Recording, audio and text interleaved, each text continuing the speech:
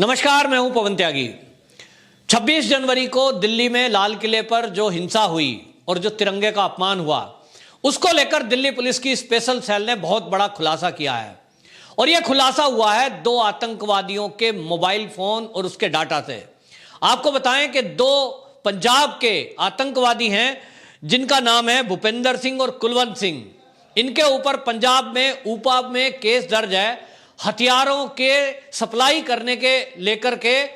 को लेकर के इनके ऊपर केस दर्ज किया गया था और इनको दिल्ली पुलिस की स्पेशल सेल ने गिरफ्तार किया था। यह किया था सितंबर 2020 में। और उसके गिरफ्तारी के बाद इनसे जो दस्तावेज बरामद हुए, इनका जो मोबाइल फोन था उसको फोरेंसिक लैब में भेजा गया था कि इसमें डाटा रिकवर करके ये पता लगाया जाए कि इनके तार कहां से जुड़े हैं और कौन कौन लोग इनके पीछे हैं, कहां कहां इन्होंने हथियारों की सप्लाई की है। तो आपको बताऊं कि एक चौंकाने वाला खुलासा हुआ। दिल्ली पुलिस की स्पेशल सेल जो इन दो आतंकवादियों के मोबाइल के डाटा को खंगाल रही थी, उसमें से 1 लाख के करीब फोटोग्राफ और डाटा मिला है, जिसमें 26 जनवरी की जो हिंसा है उसका जिक्र है। उसमें बताया गया है किस व्यक्ति को क्या करना है। और ऐसे पैम्फलेट मिले हैं जो बब्बर खालसा इंटरनेशनल का दस्तावेज है और भिंडरावाला के द्वारा जो बोला गया साहित्य है, जो किताबों में लिखा है, वो साहित्य भी उसमें मिला है, जिससे दिल्ली पुलिस को ये पूरा सूत्र मिल गया है कि ये जो 26 जनवरी की हिंसा थी, इसके पीछे आपको बता दें बब्बर खालसा इंटरनेशनल नाम का आतंकी संगठन है और पीजेएफ नाम का आतंकी संगठन है जो खालिस्तानी मूवमेंट को चलाता है। इसी से यह खुलासा हुआ है क्योंकि ये 2020 सितंबर के महीने में गिरफ्तारी हुई थी और तब 26 जनवरी को क्या करना है, यह किसान आंदोलन में लाल किले पर जाना है, किस तरह से पुलिस वालों पे हमला करना है, कौन सा साहित्य बांटना है, कौन से नारे लगाने हैं, कौन से ट्वीट्स करने हैं, यह सब खुलासा उनके मोबाइल से हुआ है। इससे यह सिद्ध होता है कि ये जो बब्बर खालसा इंटरनेशनल है और पीजेएफ नाम का जो खालिस्तानी संगठन है, ये सारा किसान आंदोलन उन्हीं लोगों के द्वारा हाईजैक किया हुआ है और यह आंदोलन के पीछे खालिस्तानी मूवमेंट चलाने वाले लोग ही हैं। अब जबकि यह खुलासा दिल्ली पुलिस ने किया है और इसकी चार्जशीट दाखिल की है दिल्ली के पटियाला हाउस कोर्ट में, तब ऐसे में केजरीवाल क्या कहेंगे, जिन्होंने मेरठ की किसान रैली में खुलेआम मंच से कहा कि ये जो आंदोलनकारी हैं, ये इनकी सेवा में हमारी सरकार लगी हुई है और तन मन धन से हम इनको पूरा सहयोग कर रहे हैं। ये जो मूवमेंट चलाने वाले लोग हैं, इनको दिल्ली पुलिस गिरफ्तार करना चाहती थी, लेकिन हमारे पास जब फाइल आई कि जो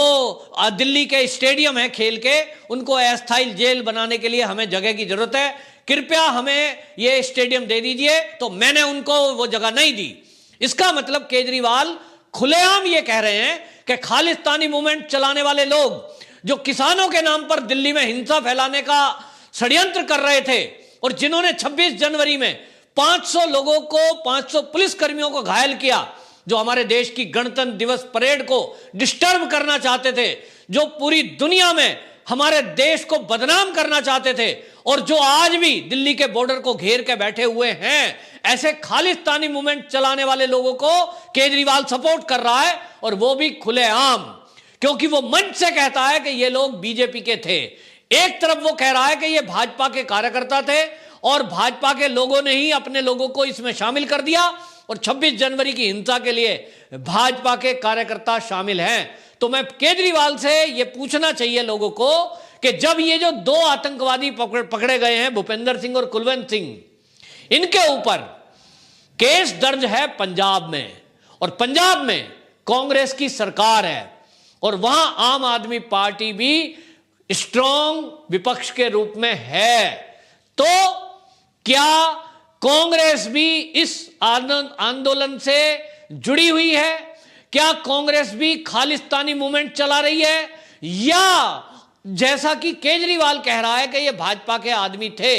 तो मैं पूछना चाहता हूं कि ये जो दो आतंकवादी पकड़े गए हैं, जिनके बारे में चार्जशीट दिल्ली पुलिस ने पटियाला हाउस कोर्ट में सबमिट की है, जिनके पास से खालिस्तानी मूवमेंट के पूरे तार जुड़े हुए हैं और उनसे ये रिकवरी हुई है, उनके पास से ये डाटा मिला है, उनके पास से वो सारा का सारा ही सामग्री मिली है और गोला बारूद सप्लाई करने में इनके ऊपर केस दर्ज है पंजाब पुलिस में। तो केजरीवाल क्या कहेंगे? ये भाजपा के आदमी कब से काम कर रहे हैं खालिस्तान के लिए, क्या वो इस बात को कहेंगे? जी नहीं, इसका कोई जवाब नहीं है। लेकिन हां, इतना तय है कि केजरीवाल जैसे लोग और जो कांग्रेसी लोग इस 26 जनवरी की हिंसा को बीजेपी की बताकर इन आतंकवादियों की मदद कर रहे हैं, ठीक इसी तरह की मदद 26/11 में जब पाकिस्तान के आतंकवादियों ने मुंबई में हमला किया था, उस समय जिस तरह से कांग्रेसी नेता बेशर्मी के साथ उनको आरएसएस का बता रहे थे और जो आतंकवादी जेल तक में बंद थे उनको बम ब्लास्ट के केस में जो बंद थे, मालेगांव ब्लास्ट केस के आतंकवादियों को भी इसी तरह निर्दोष बता करके छुड़वा दिया। ये जो राजनीति इस देश में हो रही है, जो कांग्रेस और आम आदमी पार्टी मिलकर के इस तरह का एक घिनौना खेल, घिनौना षड्यंत्र कर रहे हैं कि जो भी पाकिस्तानी आतंकवादी पकड़ा जाता है उसको आरएसएस या बीजेपी का बता दिया जाता है, दूसरी तरफ उसको छुड़वाने के लिए रात को 2-2 बजे तक कोर्ट खोली जाती है, उसको छुड़वाने के लिए ये राजनीतिक दल एक साथ खड़े हो जाते हैं। ये दोहरी मानसिकता चल रही है जिससे ये बहुत ही खतरनाक हो रहा है कि जो भी इस देश के विरुद्ध अभियान षड्यंत्र करने में लगे हुए हैं, जो भी आतंकी पकड़े जाते हैं, उनको आनंद आ जाता होगा कि भाई हमारी सपोर्ट में लोग खड़े हैं। आप आरएसएस का बताकर, आप बीजेपी के कार्यकर्ता बताकर उन आतंकवादियों को जीवन दान देने में लगे हुए हो, जो लोग इस देश में बम ब्लास्ट करना चाहते हैं, इस देश में हिंसा फैलाना चाहते हैं। सोचो, अगर 26 जनवरी को 500 पुलिसकर्मी जो घायल हुए हैं उन्होंने अपने सीने पे चोट ना सही होती तो क्या होता? एक भी गोली चल गई होती तो पूरे देश में आग लग रही होती। और शायद यही आग पूरे देश में किसानों के नाम पर खालिस्तानी मूवमेंट चलाने वाले लोग लगाना चाहते हैं। सवाल यह उठता है कि खालिस्तानी मूवमेंट चलाने वाले लोग, जिनको खालिस्तान चाहिए, जो भारत के टुकड़े करना चाहते हैं, जो टुकड़े टुकड़े गैंग है, उनकी मंशा समझ में आती है कि उनको इस देश से प्यार नहीं है, उनको इस देश को तोड़ना है। और इसीलिए खालिस्तान नाम की कोई चीज है नहीं, एक फर्जी आंदोलन चलाया जा रहा है युवकों को भटकाकर, जिस तरह से 80 के दशक में इस देश में आतंकवाद बढ़ाया गया, पंजाब के युवाओं को गोलियों की बौछारों से मार दिया गया या उनको ड्रग में धकेल दिया गया या बंदूक थमाकर आतंकवादी बना दिया गया। फिर से वही घिनौना खेल खेलने की कोशिश विदेश की धरती से हो रही है। ऐसे में इस मूवमेंट को चलाने वाले लोग, जो कि धालीवाल जैसे लोग हैं, पन्नू जैसे लोग हैं, चीन है, पाकिस्तान है, वो कर रहा है तो वो तो समझ में आता है। लेकिन ये जो दिल्ली का मुख्यमंत्री केजरीवाल या कांग्रेस का राहुल गांधी, अगर ये इन लोगों का सपोर्ट कर रहे हैं और इनको फैसिलिटेट कर रहे हैं, इनको सुविधाएं दे रहे हैं, इनको जेल जाने के रास्ते में रोड़ा बन करके खड़े हैं और खुलेआम मंच से घोषणा करते हैं बेशर्मी के साथ कि हमने इनको जेल में नहीं जाने दिया, तो केजरीवाल ने अगर खालिस्तानी मूवमेंट चलाने वालों को जेल जाने से रोकने में उनकी मदद की जो खालिस्तानी मूवमेंट चला रहे हैं, तो इसका मतलब तय है कि केजरीवाल जैसा आदमी वो प्रदेश का मुख्यमंत्री होते हुए इस आंदोलन को हवा दे रहा है जिसका नाम है खालिस्तानी मूवमेंट। क्यों? इसका जवाब केजरीवाल को देना पड़ेगा। वो देश के चुने हुए मुख्यमंत्री हैं, उनको ये जिम्मेदारी दी है, उन्होंने संविधान की कसम खाई है कि वो देश के हित में काम करेंगे, ना कि वो आतंकी संगठन चलाने वालों की मदद करेंगे। अब वो क्या जवाब देंगे, जबकि अब चार्जशीट दाखिल हुई है और दिल्ली पुलिस ने बड़ा खुलासा किया है कि 26 जनवरी की हिंसा के लिए खालिस्तानी मूवमेंट चलाने वाले बब्बर खालसा इंटरनेशनल और पीजेएफ के सदस्यों के संपर्क में ये आतंकवादी थे और इन्होंने ही ये पूरा आंदोलन खड़ा किया,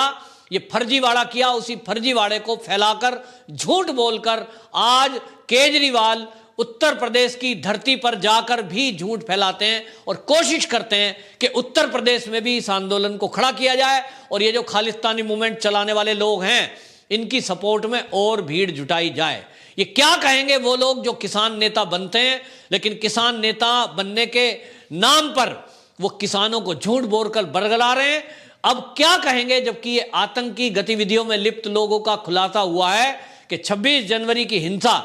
पहले से उसकी षड्यंत्र की योजना बन गई थी और यह योजना जुलाई 2020 में बन चुकी थी, जिसका खुलासा 2020 में सितंबर महीने में गिरफ्तार 2 आतंकवादियों से हुआ है। इतना तो तय है कि खालिस्तानी लोग इस आंदोलन को चलाना चाहते हैं। वो चाहते हैं कि यह आंदोलन के नाम पर देश में हिंसा फैले, इस देश में टुकड़े टुकड़े होने की आवाज को दोबारा से हवा दी जा सके, भारत के टुकड़े किया जा सकें। जिन लोगों ने खुलेआम नारे लगाए थे भारत तेरे टुकड़े होंगे इंशाअल्लाह इंशाअल्लाह, वो दल अब अपना भेष बदलकर किसानों के भेष में इस आंदोलनकारियों के बीच में शामिल है, जिसका जिक्र ना तो केजरीवाल करता है ना ये कांग्रेस का राहुल गांधी करता है। उनको भाजपा का बताकर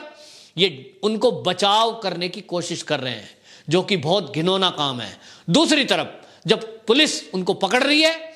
और दिल्ली की पुलिस पकड़ करके उनको जेल में डाल रही है, तो फिर ये उनको किसान बताकर एक तरफ किसानों को भड़काने का काम करते हैं। आखिरकार ये घिनौना खेल कब तक चलता रहेगा? देश को तोड़ने वालों लोगों के साथ ये मुख्यमंत्री और नेता कब तक इस तरह से आजादी से बरगलाते रहेंगे? इनके खिलाफ कार्रवाई कब होगी? सरकार को चाहिए कि ऐसी सरकार को, ऐसे मुख्यमंत्री के खिलाफ तुरंत और सख्त कार्रवाई करे जो आतंकवादियों की मदद करने में लगे हुए हैं। वंदे मातरम।